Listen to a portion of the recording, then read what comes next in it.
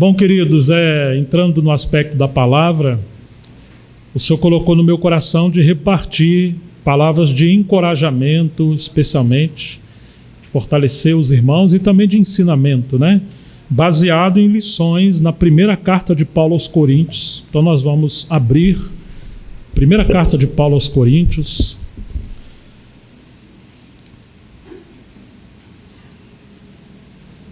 Eu queria, enquanto vocês procuram, mencionar brevemente, Paulo escreveu pelo menos 13 epístolas, porque há dúvidas se a epístola aos Hebreus foi de Paulo. Como a Bíblia não diz de quem foi, nós não devemos nos atrever a definir. Deus quis manter no anonimato o autor da carta aos Hebreus. E entre as cartas de Paulo, nós podemos dizer que Romanos é uma carta de fundamentos. Os pilares do Evangelho e da vida cristã estão na carta de Paulo aos Romanos. A epístola aos Filipenses é a epístola sobre a experiência da vida cristã normal. A epístola da alegria. Quando temos um bom alicerce, como na carta de Paulo aos Romanos, teremos uma experiência bíblica cristã normal, conforme a carta aos Filipenses. E se cada um de nós tivermos fundamentos adequados e experiência de vida cristã, então nós teremos a vida normal da igreja como está na carta aos Efésios. Ok? Romanos, Filipenses e Efésios. Essas três cartas mostram essa ascensão, fundamento, vida cristã e a vida da igreja nos lugares mais altos. E aí temos outras cartas de Paulo. Tem uma carta aos Gálatas, uma das pioneiras, e ali mostra, infelizmente, o que acontece quando a gente quer acelerar o processo da obra de Deus. A obra de Deus ela é feita pelo ministério do Espírito Santo por meio das Escrituras.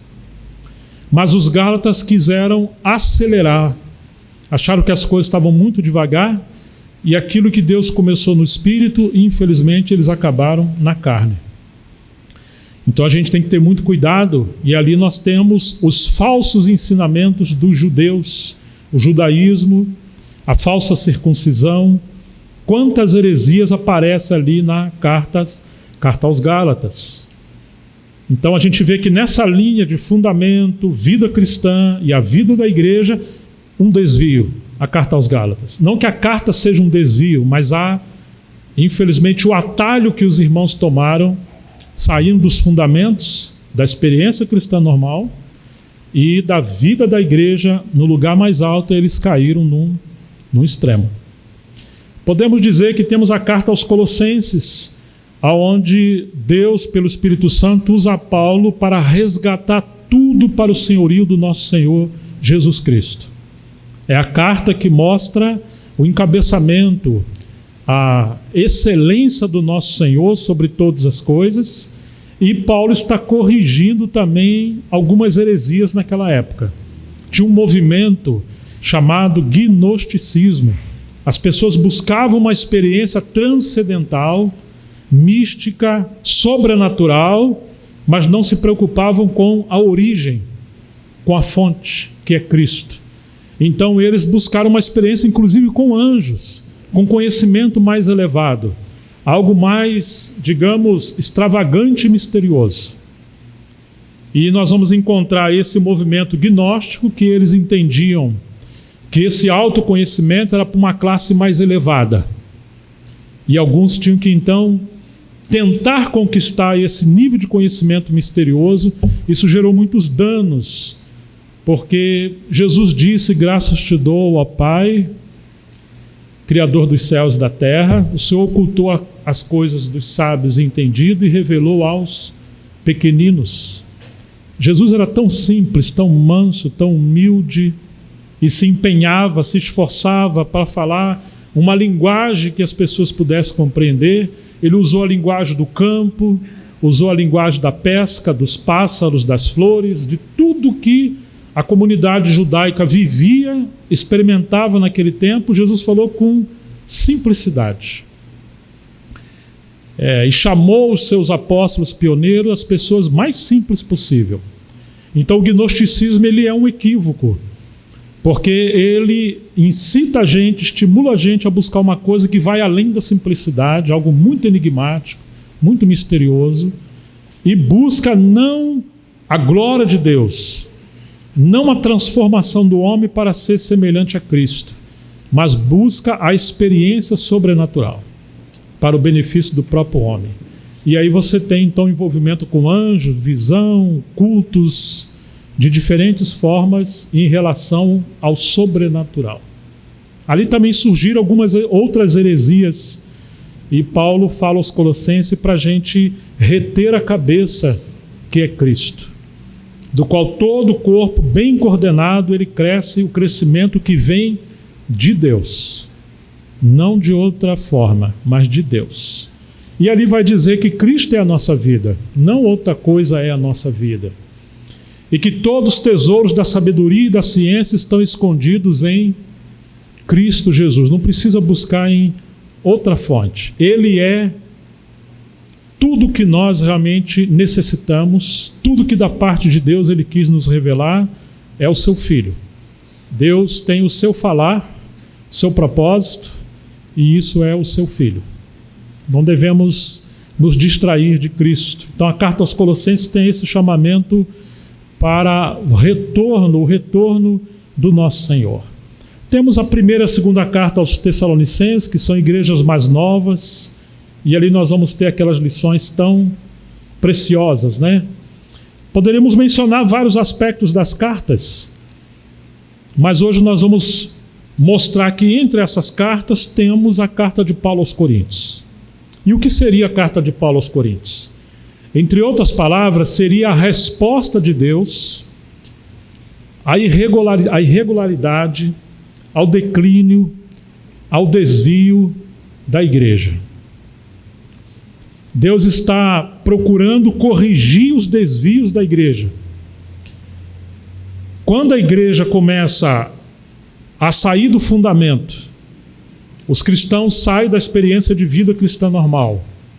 E quando nós deixamos a vida da igreja conforme o Espírito Santo nos apontou na carta aos Efésios, então ela começa a se desviar do propósito de Deus, e nós vamos ver os resultados disso em cada capítulo. Quantas coisas negativas nós temos nessa carta de Paulo aos Coríntios, e aí nós vamos ver a reação de Deus, o remédio de Deus, o diagnóstico de Deus, aonde que ele vai lá na origem do problema e mostra onde está o problema, e ele mostra a solução para nós. Graças a Deus que temos essa carta, porque ela responde praticamente tudo o que nós necessitamos para esse tempo. Nós estamos vivendo, em relação à igreja, ao cristianismo geral, um tempo muito confuso, muito obscuro, com muitas misturas, como aconteceram no primeiro século também. Por um lado é um aspecto de Laodiceia, aquele povo que diz que está enriquecido, não precisa de nada, e o Senhor fala que eles são pobres, cegos, nu e estão necessitados. Nós vivemos um tempo de muita heresia, de muito desvio, de muita frieza, de muita mistura, e precisamos voltar para o Evangelho. Como o Senhor Jesus falou em Mateus 22, 29, errais por não conhecer as Escrituras e nem o poder de Deus. Essas duas coisas levam erros e equívocos. Precisamos das Escrituras junto com o poder de Deus. Precisamos do poder de Deus com as Escrituras. Então as Escrituras nos levam à experiência com Deus por meio de Cristo, e a prova de que estamos seguindo o Espírito Santo é que o Espírito Santo é o Espírito da palavra. Ele nunca vai fazer algo que contradiz as Escrituras, e o ministério do Espírito Santo é glorificar o nosso Senhor Jesus Cristo. Foi Jesus que falou do Espírito Santo, né? Quando vier, ele me glorificará, porque não há de receber nada, não falará nada de si mesmo, mas tudo que ele falou, o nosso Senhor, o Espírito Santo ia fazer eles lembrarem. Se o Espírito Santo, que é Deus, não fala nada de si mesmo, o que dizer de nós, né? Nós devemos ter muito cuidado ao abrir os nossos lábios em relação às coisas do Senhor, em relação às coisas espirituais, devemos considerar tudo com as Escrituras. Então, queridos, temos então a carta de Paulo aos Coríntios, que é a resposta de Deus à anormalidade da igreja. E nós vamos ver que ao mesmo tempo é uma carta de amor, e que em todos os equívocos do povo de Deus, Deus mostra o seu Filho como resposta. Que descanso nós podemos ter, que graça nós podemos ter. Deus nos revela que o seu próprio Filho é a resposta a todas as nossas necessidades.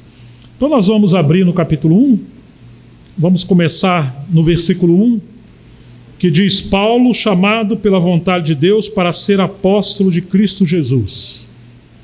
Ele era apóstolo, não porque ele quis, não porque ele se fez, não porque alguém o fez, não porque ele se introduziu. Porque nesse período alguns competiam com Paulo, alguns queriam ser apóstolos, alguns reivindicavam autoridade, reivindicavam liderança, reivindicavam submissão. E Paulo começa a aplicar a cruz. Eu sou apóstolo pela vontade de Deus. Nós já poderíamos começar a dizer que a igreja é um lugar não para a vontade do homem, não para a opinião do homem. A igreja é o ambiente onde deve governar a vontade de Deus. Se alguém quiser buscar alguma coisa para si, a igreja não é um bom lugar para você, porque nós vamos encontrar cruz. E a cruz que Paulo vai mostrar nessa carta, ela crucifica a nossa opinião, o nosso ego, o nosso individualismo, a tendência de buscar qualquer coisa que não seja de fato a vontade de Deus. Então Paulo começa já assentando o alicerce dessa carta, as sementes dessa carta. Eu sou apóstolo pela vontade de Deus. De Jesus Cristo, apóstolo de Jesus Cristo. E o irmão Sóstenes, Paulo não andava sozinho, ele tinha companheiros. E a igreja não é o lugar de ninguém andar sozinho. É um lugar da gente viver em comunhão, sujeição, colaborando uns com os outros. Aos santificados em Cristo Jesus, chamados para ser santos. Agora ele começa a falar da identidade dos cristãos. Quem são vocês? Quem somos nós? Em primeiro lugar, nós somos santificados, ou seja, separados em Cristo Jesus, e fomos chamados para ser santos. Às vezes se falam: você já sabe o seu chamado? Você sabe para que você foi chamado? Deus tem um chamado para a sua vida. E nós vamos ver Paulo falando mais desse chamado. Mas logo de começo ele está dizendo: fomos chamados para ser santos. Alguns querem servir no ministério, querem fazer coisas, mas levam uma vida leviana, mundana, misturada, orgulhosa. E antes de qualquer coisa, Paulo está dizendo que nós somos chamados para sermos santos, separado, uma vida piedosa, uma vida consagrada, uma vida derramada para Deus. Chamados para ser santos. Mas não isoladamente, com todos os que em todos os lugares invocam o nome do nosso Senhor Jesus Cristo, Senhor deles e nosso. Vocês não são igreja sem os outros. Nós somos chamados para ser santos, porém com todos. Paulo já começa a corrigir a divisão que estava acontecendo em Corinto. Nós não podemos levantar uma bandeira, um título, uma placa, como se fosse um movimento diferente do que Deus estabeleceu. A igreja é o testemunho do Senhor, ou pelo menos deveria ser. Ela é o corpo de Cristo. E a igreja não faz acepção, ela inclui todos aqueles que nasceram de novo. Que a graça e a paz de Deus, nosso Senhor, nosso Pai, do Senhor Jesus Cristo, estejam com vocês. Sempre dou graças ao meu Deus por todos vocês, por causa da graça de Deus que foi dada a vocês em Cristo Jesus, porque em tudo vocês foram enriquecidos nele, em toda palavra, em todo conhecimento, assim como o testemunho de Cristo tem sido confirmado entre vocês, de maneira que não lhes falte dom nenhum, enquanto aguardo a revelação de nosso Senhor Jesus Cristo. Muito interessante que Paulo começa a falar que ele lembrava dos cristãos, orava por eles, e que eles receberam uma graça especial da parte do nosso Senhor para poder cumprir esse chamamento de ser santo, para viver uma vida que agrada a Deus, de maneira que eles foram enriquecidos em toda a palavra, em todo conhecimento, não faltava dom nenhum para eles, e o testemunho de Cristo havia sido confirmado entre eles. Paulo veio anunciando entre eles não outra coisa, mas o testemunho de Deus. Ele vai falar isso no capítulo 2, abram comigo rapidamente, versículo 1. Irmãos, quando eu estive com vocês anunciando-lhes o testemunho de Deus, algumas versões falam o mistério de Deus, que é Cristo, eu não fiz com ostentação de linguagem ou de sabedoria. Ele não estava querendo chamar atenção para ele, porque eu nada decidi saber entre vocês a não ser Jesus Cristo e este crucificado.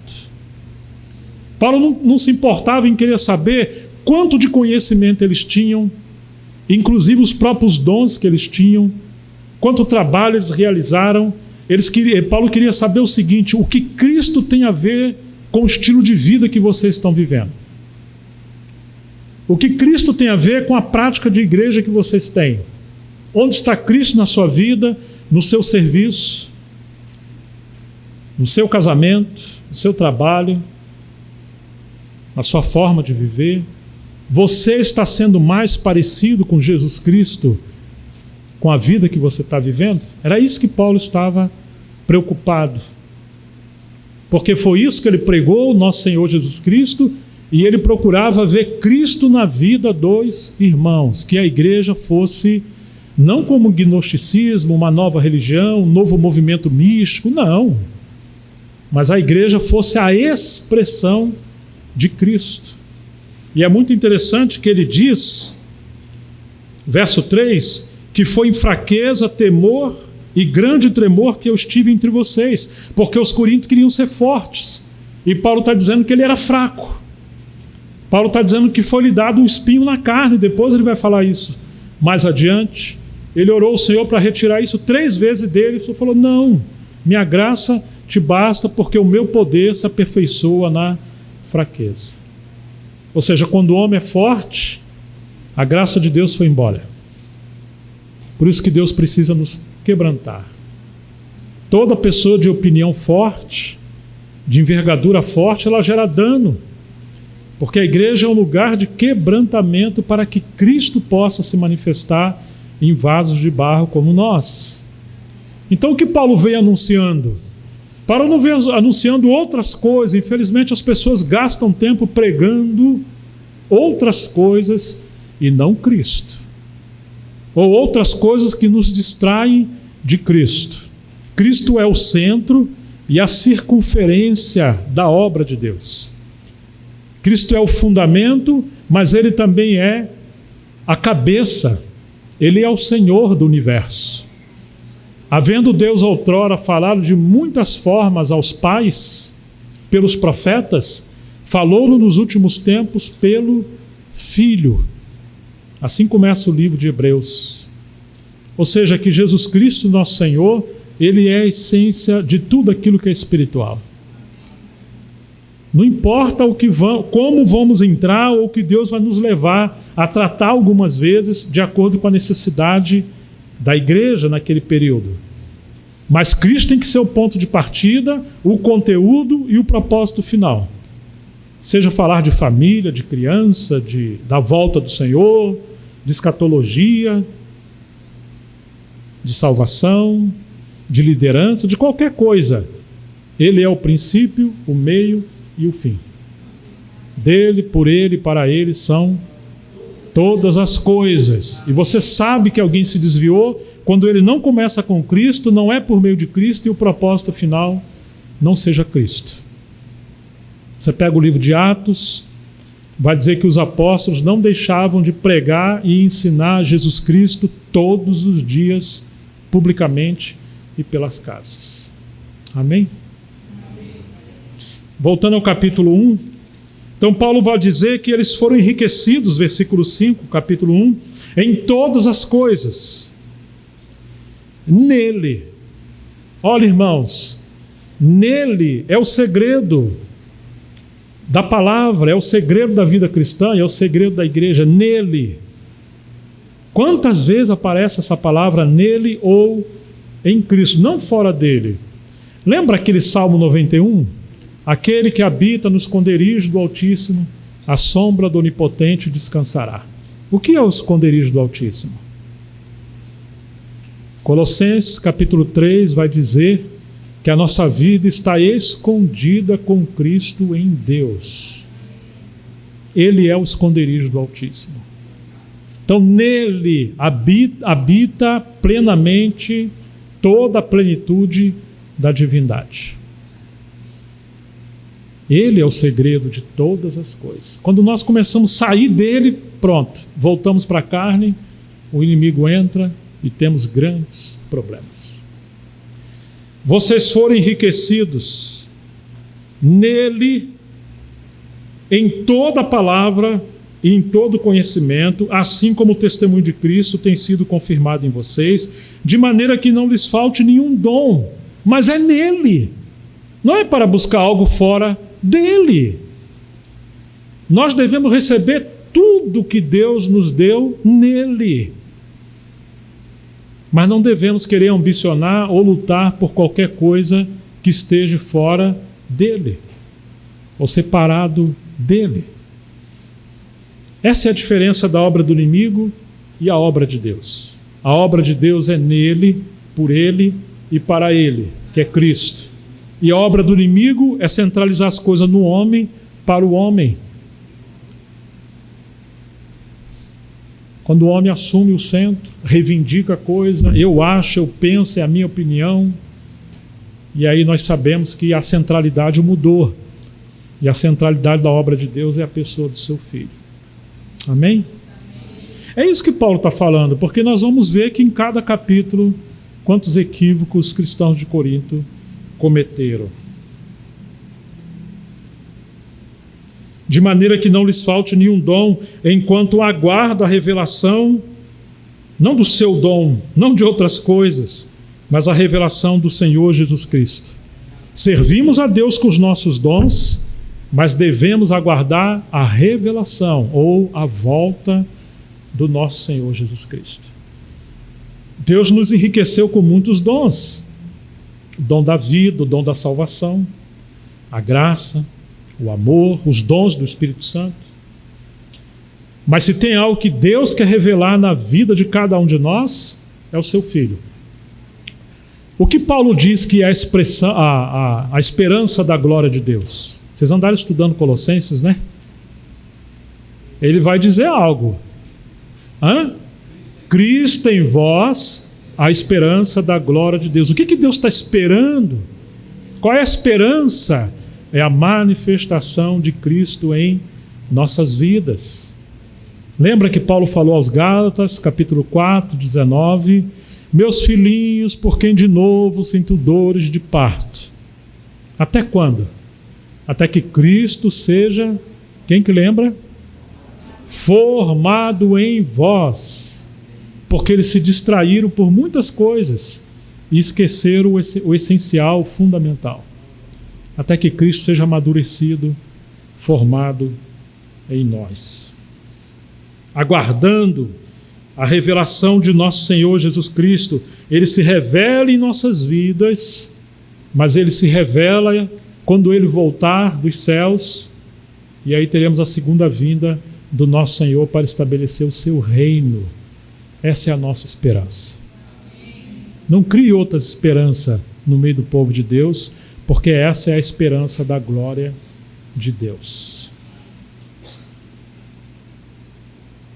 Verso 8, ele também os confirmará até o fim, para que vocês sejam irrepreensíveis no dia de nosso Senhor Jesus Cristo. É o dia da volta do Senhor, o dia está com letra maiúscula. Então ele está dizendo que o Senhor vai nos confirmar, ele vai nos sustentar, ele vai nos manter.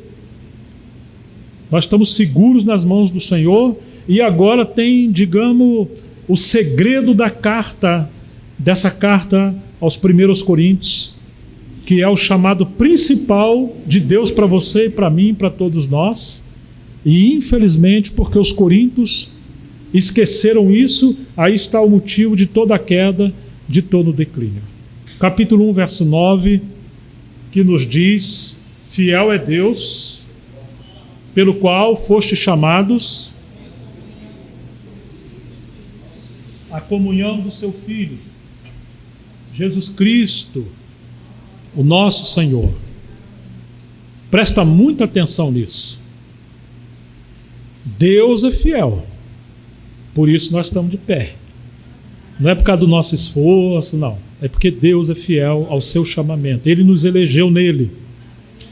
Fiel é Deus pelo qual foste chamado. Então nós temos um chamamento.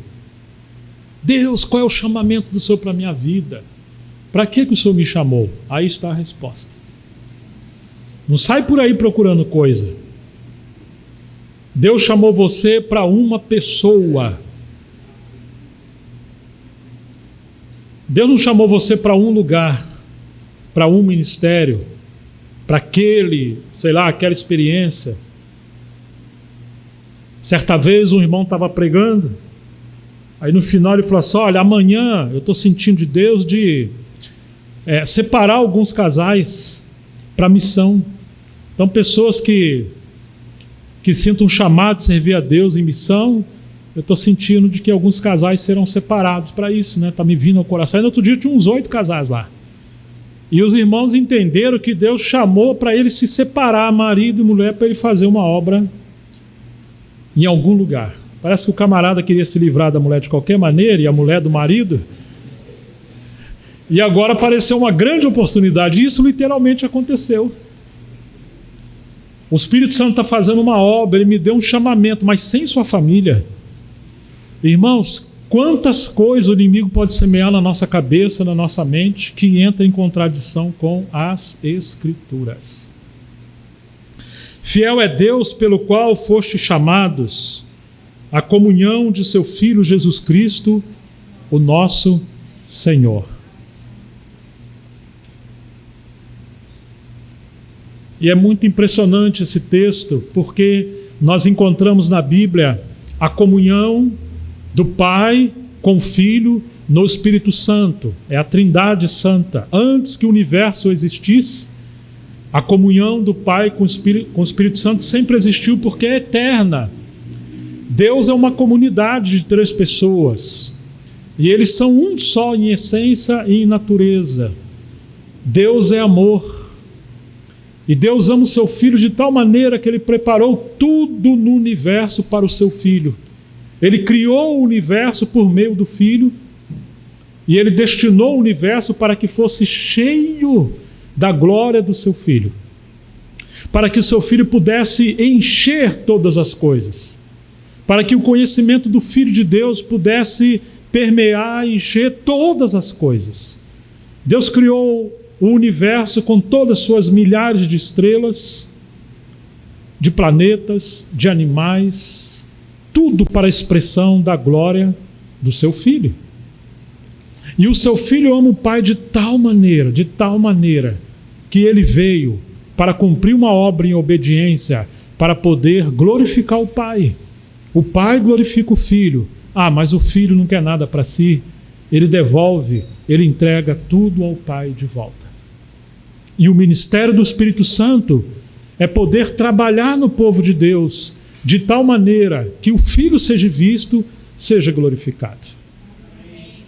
Essa comunhão do Pai, do Filho e do Espírito Santo em amor, pura, perfeita, cheio de gozo e de verdade, Deus chamou você e chamou a mim para participarmos dessa comunhão.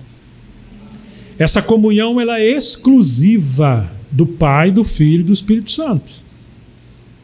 Mas ao mesmo tempo ela é inclusiva porque Deus nos incluiu por meio de Cristo, não fora dele.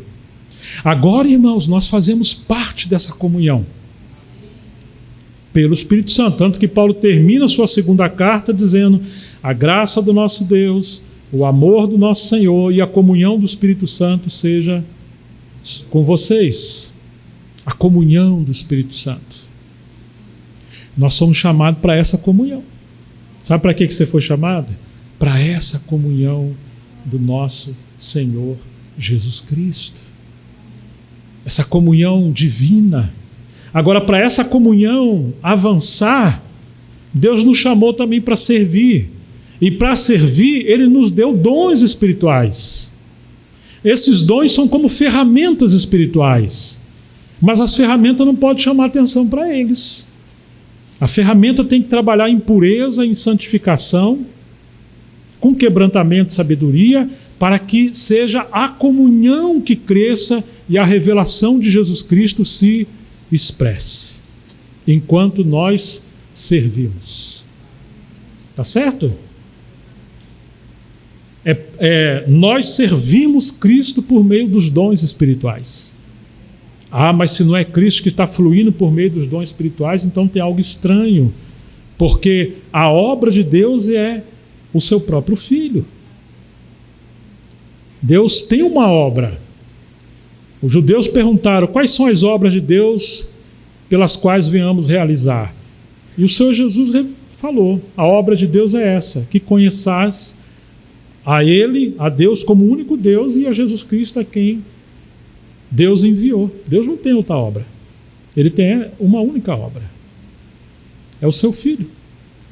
Então agora ele está dizendo que nós somos chamados à comunhão de seu Filho, Jesus Cristo, o nosso Senhor. Fomos chamados para uma pessoa. Agora nós poderíamos aplicar 3 pontos aqui específicos sobre essa questão da comunhão. Em primeiro lugar, fomos chamados para participar da vida de Jesus Cristo, das virtudes de Jesus Cristo. Acredito que os irmãos já leram, já ouviram Paulo dizer: eu estou crucificado com Cristo e vivo não mais eu, porém Cristo vive em mim. Então nós somos chamados para deixar a vida velha do velho homem que foi crucificada e viver pela vida do nosso Senhor Jesus Cristo que habita em nós. Amém? Em Colossenses, Paulo vai dizer que Cristo é a nossa vida. Colossenses 3:3. A vida cristã não é uma vida de esforço próprio. Não é uma vida de fazer promessa que nós vamos melhorar. Não. Deus não tem esperança que nós vamos melhorar, por isso Ele nos crucificou, conforme está em Romanos 6. Vida cristã é viver a vida de Cristo que nos foi dada pelo Espírito Santo. Cada vez mais reconhecer, como Jesus falou: sem mim nada podeis fazer. Amém? Amém. Nós somos como uma criancinha que nascemos de novo, vamos nos alimentando pela palavra, pela vida do Senhor, e Ele vai crescendo, aumentando, tomando todo o nosso ser, e então nós vamos vivendo pela vida dele, que é vencedora. Venceu o pecado, o mundo, o diabo, a depressão, a morte, o inferno, venceu todas as coisas. E Ele é amor, Ele é paciência, Ele é compaixão, Ele é sabedoria, Ele é graça. Quanto mais vamos crescendo em Cristo, vamos sendo transformados à sua imagem, vivendo por essa vida. Amém? Então, em primeiro lugar, chamados à comunhão do seu Filho, é sermos chamados para participar da sua vida, de sua natureza. Em segundo lugar, nós somos chamados a participar da sua obra. Ele fez uma obra maravilhosa na cruz. E a obra dele nos produziu salvação. Salvação é pela graça, mediante a fé. Não vem de nós nem de boas obras. Ela é dom de Deus. A obra de Cristo na cruz do Calvário produziu salvação a todos aqueles que creem nele pela fé, conforme o Evangelho. Então temos Cristo, que é a sua pessoa, e agora temos a obra de Cristo, ok? E em terceiro lugar, fomos chamados para as palavras de Cristo, a pregação de Cristo, os ensinamentos de Cristo. Chamados à comunhão do seu Filho, é chamado para a sua pessoa, é chamado para a sua obra, e fomos chamados para o Evangelho ou as suas palavras. É isso, com isso, primeiramente, que a igreja tem que se ocupar. A pessoa, obra e os ensinamentos do nosso Senhor Jesus Cristo. Amém, queridos? Amém. Nós somos chamados para isso. E a gente vai atrás de tanta coisa, né? Perguntamos tantas coisas que muitas vezes não tem a ver com o nosso Senhor Jesus Cristo. Segue o texto. Nós somos chamados para isso. Irmãos, pelo nome de nosso Senhor Jesus Cristo, eu peço-lhes que todos estejam de acordo com aquilo que falam e que não haja divisão entre vocês, pelo contrário, que vocês estejam unidos no mesmo modo de pensar e no mesmo propósito. Pois, meus irmãos, eu fui informado a respeito de vocês por alguns membros da casa de Cloe, de que há brigas e dissensões entre vocês. Eu refiro-me ao fato de que cada um de vocês diz: eu sou de Paulo, eu sou de Apolo, eu sou de Cefas, eu sou de Cristo. Será que Cristo está dividido? Será que Paulo foi crucificado por causa de vocês? Ou será que vocês foram batizados em nome de Paulo? Eu dou graças a Deus por não ter batizado nenhum de vocês, exceto Crispo e Gaio, para que ninguém diga que vocês foram batizados em meu nome. Batizei também a casa de Estéfanas. Além destes, não me lembro se batizei algum outro. Afinal, Cristo não me enviou para batizar, mas para pregar o Evangelho, não com sabedoria de palavra, para que não se anule a cruz de Cristo. Paulo está lançando os princípios, dizendo que eles já foram abençoados em Cristo com toda sorte de bênçãos espirituais, com todos os dons, com toda a palavra, com toda a sabedoria, não falta nada, e eles foram chamados para Cristo, para a sua obra e para as suas palavras. Não se deram por satisfeitos, eles foram buscar outras coisas.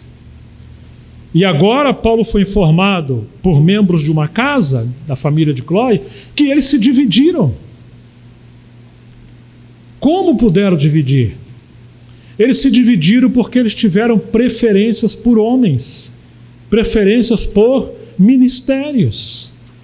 Alguns que buscavam experiência sobrenatural preferiram seguir Pedro, porque a sombra de Pedro curou.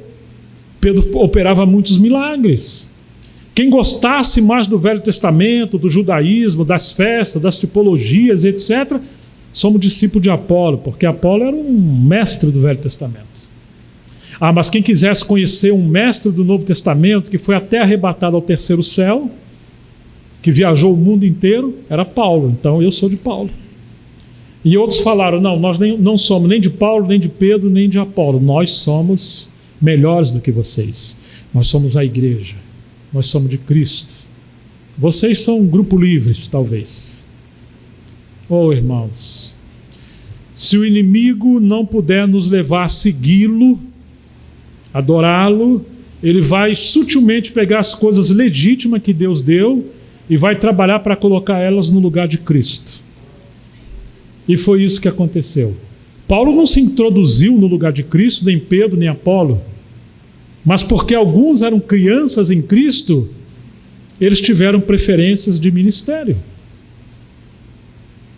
Que coisa terrível, porque eles não sabiam de fato a grandeza desse chamamento que Deus nos chamou em Cristo Jesus. E nós não podemos desprezar nenhum irmão, porque todos nós juntos formamos um único corpo, que é o corpo de Cristo. Amém. Paulo está dizendo: não deve haver divisão. A divisão é obra da carne. Vocês têm que pensar uma mesma coisa. Olha, mas Se um casal às vezes já não pensa a mesma coisa, como é que você vai juntar 80, 100, 3 mil irmãos pensar a mesma coisa? O que Paulo está dizendo é que nós temos que pensar com a mente de Cristo e não com a nossa cabeça cabeçuda como nós somos, que queremos entender as coisas com a mente natural. Ele está querendo dizer que em relação às coisas espirituais, Deus já estabeleceu tudo. Deus tem uma resposta para tudo, aqui está na palavra. Pensar a mesma coisa é a gente ser unido nas coisas essenciais que vêm de Deus.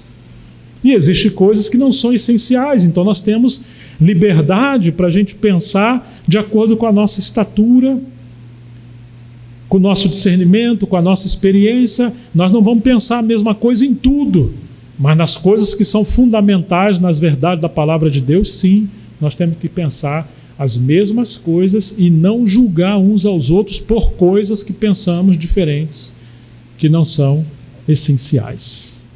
Mas eles se dividiram por coisas que não eram fundamentais. Vocês estão entendendo? Por que isso aconteceu? Porque eles perderam a centralidade da pessoa do nosso Senhor. Então no versículo 18 ele vai dizer: certamente a palavra da cruz é loucura para os que se perdem, mas para nós que somos salvos ela é o poder de Deus. Você quer o poder de Deus? O poder de Deus está na cruz, foi lá que ele manifestou o seu poder.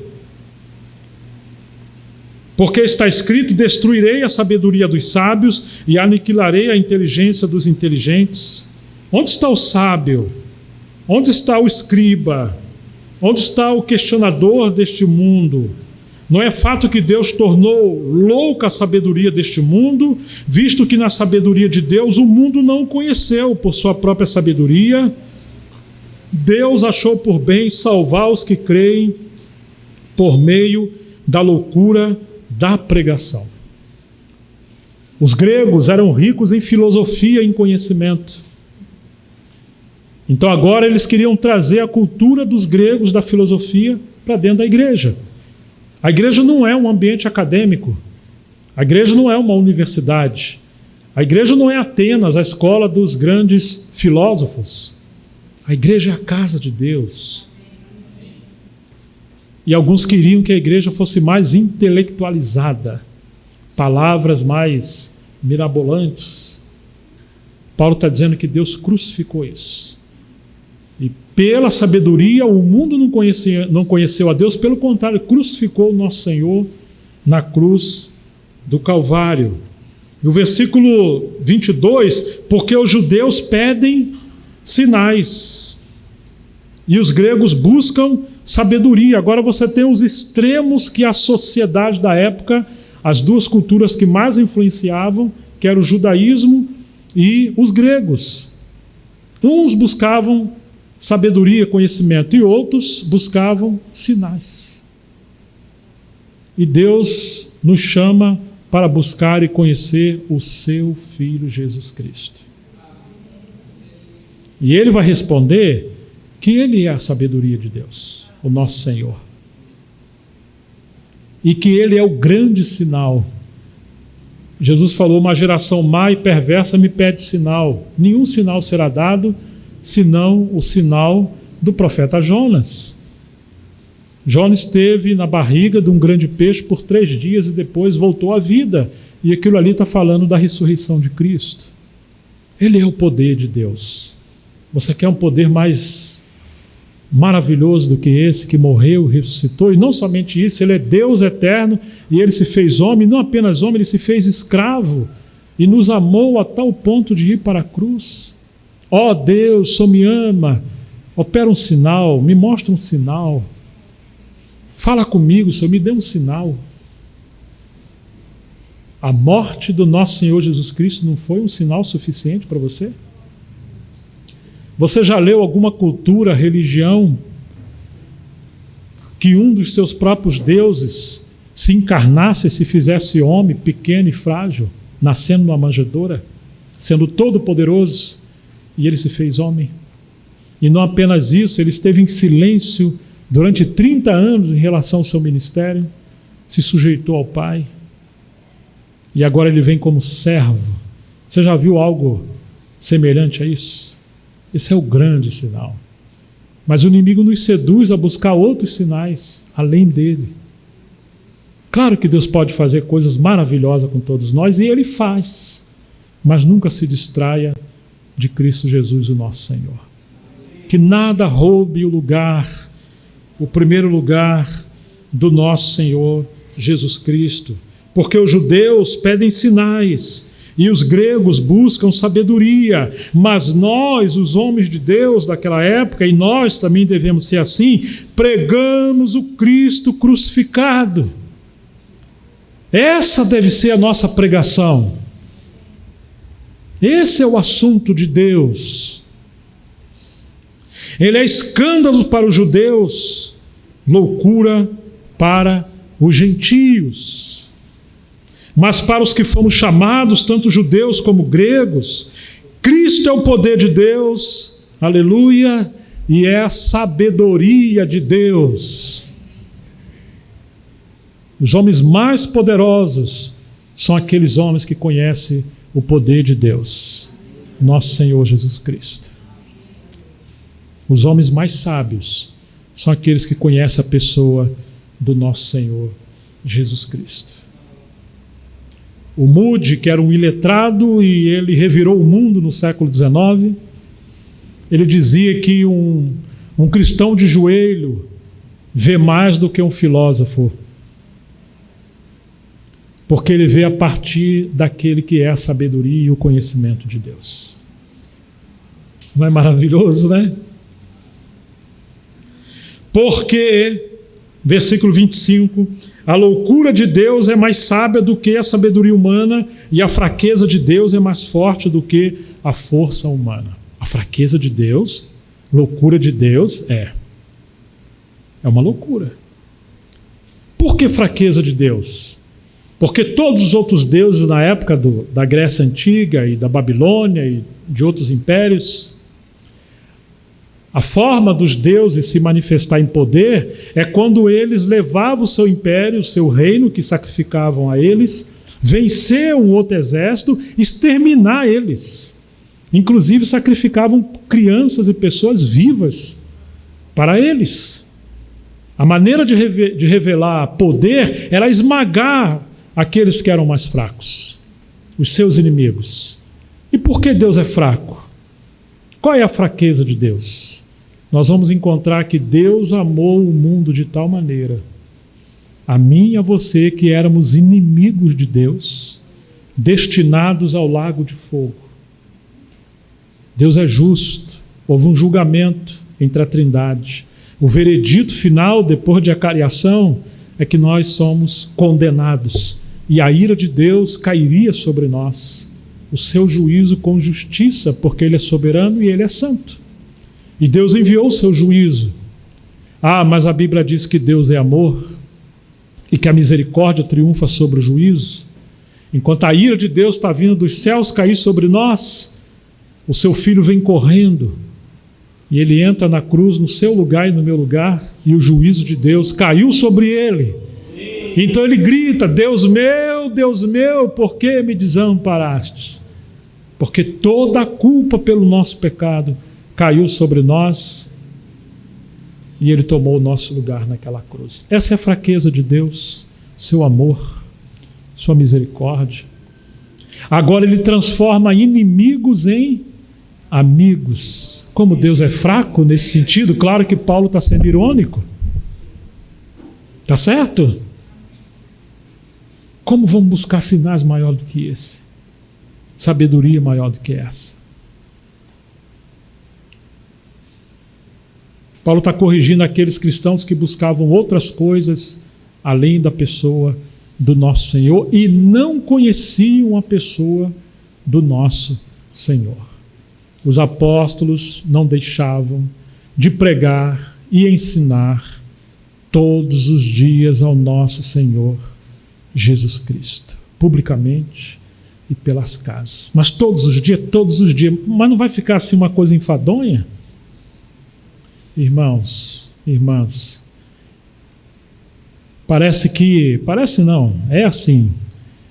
Estaremos toda a eternidade com o nosso Senhor e ainda assim não conheceremos em plenitude de tão extraordinário e magnífico que Ele é. Hoje, poderíamos considerar como precisamos conhecer Cristo na eternidade passada, por assim dizer, antes dos céus e a terra. Poderíamos falar sobre o propósito de Deus em Cristo. Poderíamos falar da criação de Deus por meio de Cristo, porque Ele criou o universo pela sua palavra. E aí estão os anjos.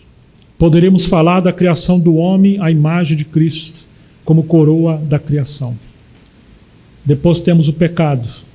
Mas aí temos as teofanias de Deus, ou as aparições do Filho de Deus no Velho Testamento, como Melquisedeque, e muitas outras vezes que o anjo de Javé se manifestou no Velho Testamento, são as aparições do Verbo de Deus no Velho Testamento. Poderíamos falar sobre isso.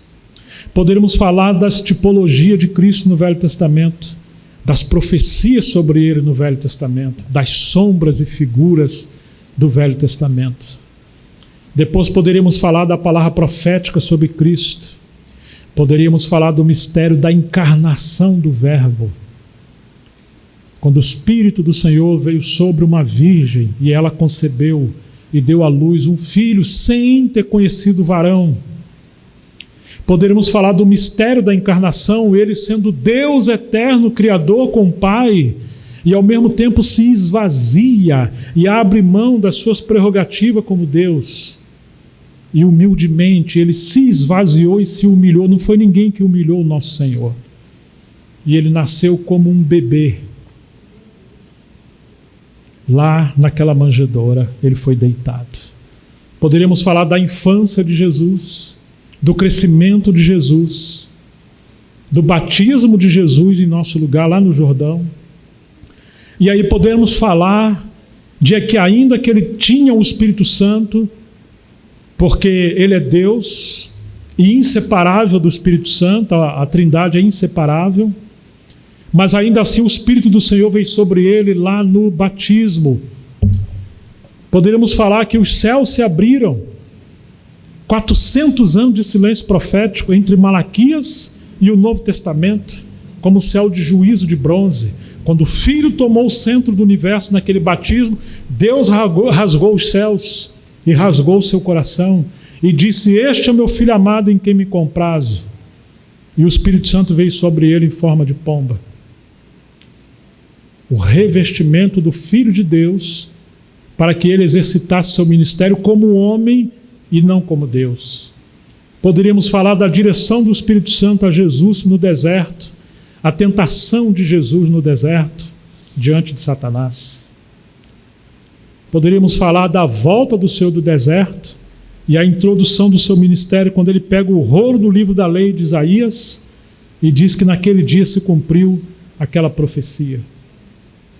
Poderíamos falar do ministério de cura de Jesus, da compaixão de Jesus, do amor dele pelo perdido, das curas, dos milagres, dos cumprimentos de todas as coisas do Velho Testamento, em cada passo que Jesus estava dando.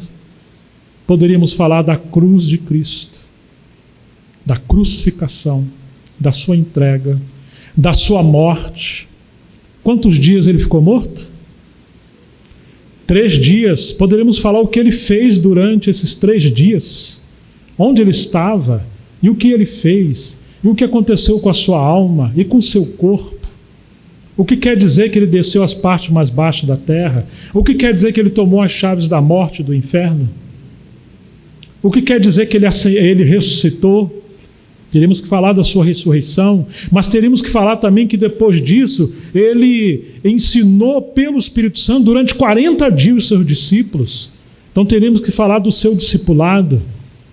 Teremos que falar da dignidade das mulheres do ministério de Jesus, porque ele incluiu as mulheres do ministério de Jesus, enquanto nós queremos excluir.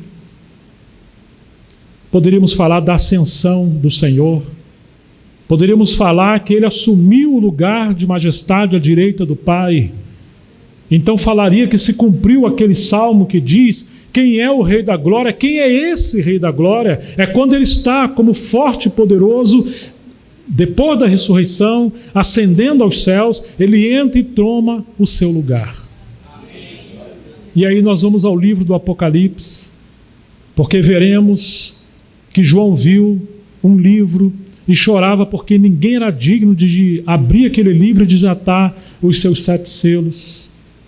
Mas poderemos falar que o Cordeiro morreu e ressuscitou para desatar os 7 selos.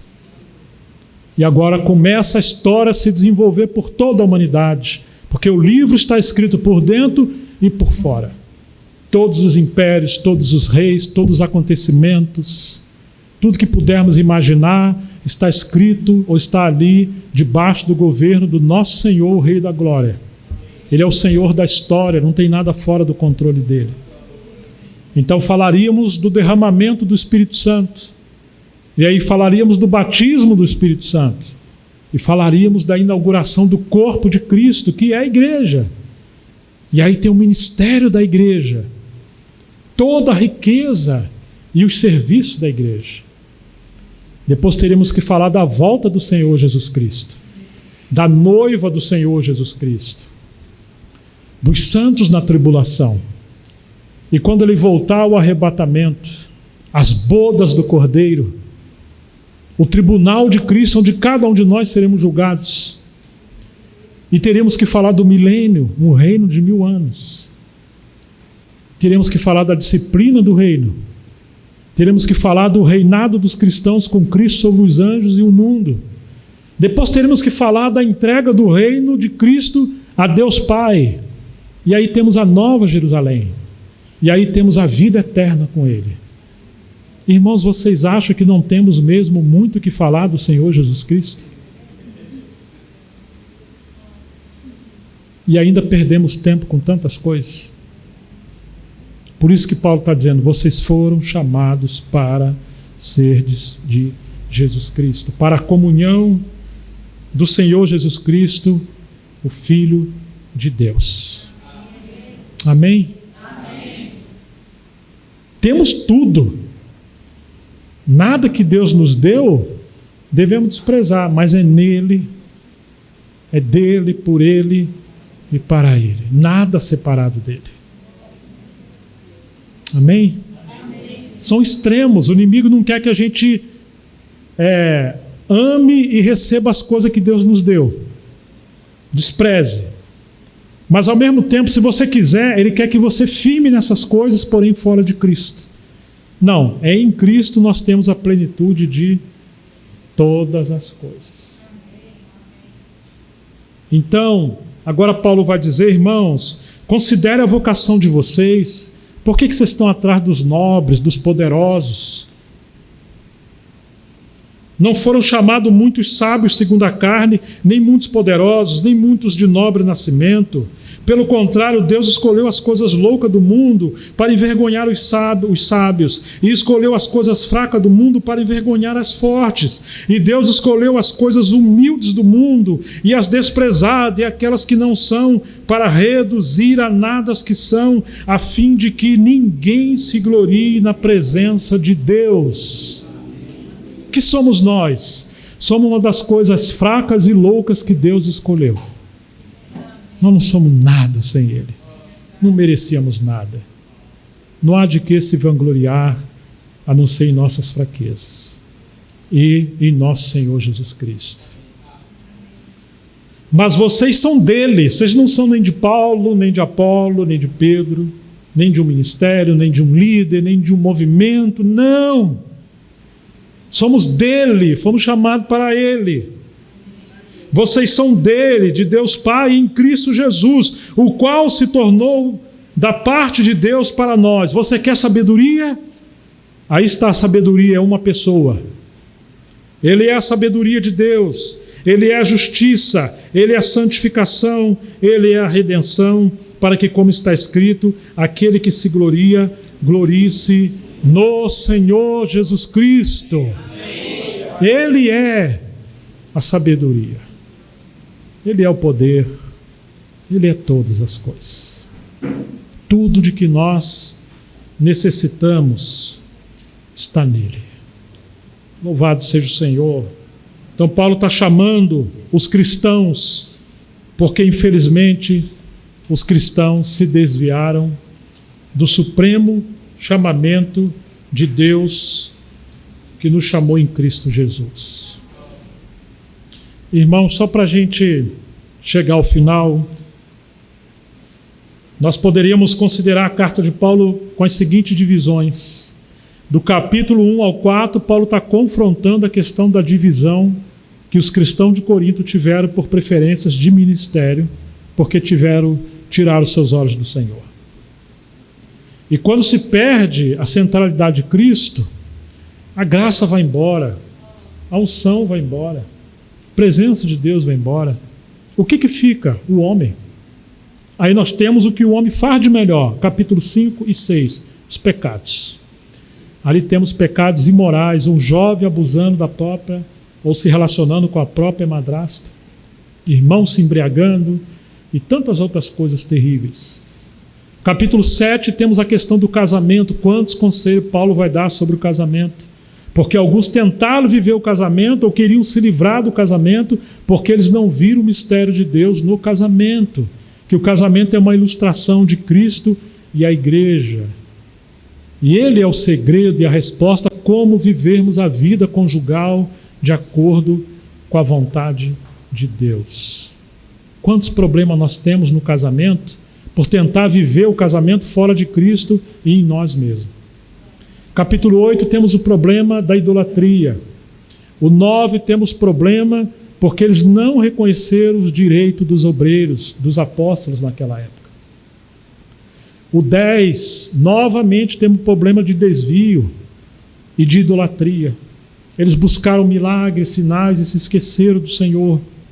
O capítulo 11 temos o problema de que as mulheres guardavam a tradição sobre o véu, mas elas não tinham a revelação de Cristo ou do princípio da autoridade de Deus em Cristo. E virou só uma liturgia vazia. E isso é um problema. E aí temos o problema da ceia, no capítulo 11, que Paulo precisa trazer luz sobre a questão da ceia. No capítulo 12 e 14, a questão dos dons espirituais.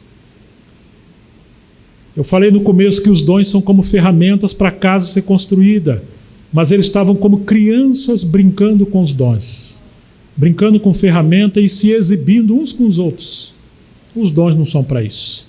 Como exercitar os dons espirituais com equilíbrio e espiritualidade, de maneira que haja edificação com unidade. Como não sufocar nada, mas ao mesmo tempo cada coisa ter o seu devido lugar. Como congregar, o capítulo 14. Como se dirige um culto, como é a ordem da igreja, como se desenvolve o ministério da igreja. E entre o 12 e o 14, que fala dos dons, como se fosse um sanduíche, Paulo colocou no meio o recheio, o amor. Capítulo 13. É maravilhoso a maneira que Paulo foi guiado por Deus, né? E o capítulo 15, ele fala de um fundamento doutrinário, que é a ressurreição, que eles acabaram se equivocando e pensando não haver ressurreição. Alguns se batizavam até pelos mortos. Os cristãos que se achavam sábios, coríntios, cheios de dons, estavam com dúvida de coisas básicas. E o capítulo 16 fala sobre as ofertas. Coisa que não deveria se falar, mas Paulo diz que novamente iria falar com eles. Paulo está corrigindo essas coisas, porque eles se desviaram daquele fundamento principal, que é o capítulo 1, versículo 9. Vamos ver se nós conseguimos memorizar esse versículo? Fiel é Deus, pelo qual foste chamados à comunhão do seu Filho, nosso Senhor Jesus Cristo. Fiel é Deus, pelo qual foste chamados à comunhão do seu Filho, nosso Senhor Jesus Cristo. Queridos, o Senhor está chamando vocês novamente e para sempre para a comunhão do nosso Senhor Jesus Cristo, o Filho de Deus. E a partir dele, todas as coisas têm o seu devido lugar e a bendita pessoa do Espírito Santo nos guiará em todas as coisas. Amém? Quantas vezes entra aquela crise, a gente não sabe o que vai fazer, como é que vai ser, parece que vai acabar. Mas o Senhor traz tudo de volta. Está aqui o segredo. Nele, por Ele e para Ele. E aí nós estamos habitando nele, então todas as coisas passam a ter o seu devido lugar e as crianças começam a aprender, pouco a pouco, a não brigar mais pelas ferramentas, mas vamos nos ajudando uns aos outros para que haja edificação na casa de Deus. Vamos orar ao Senhor.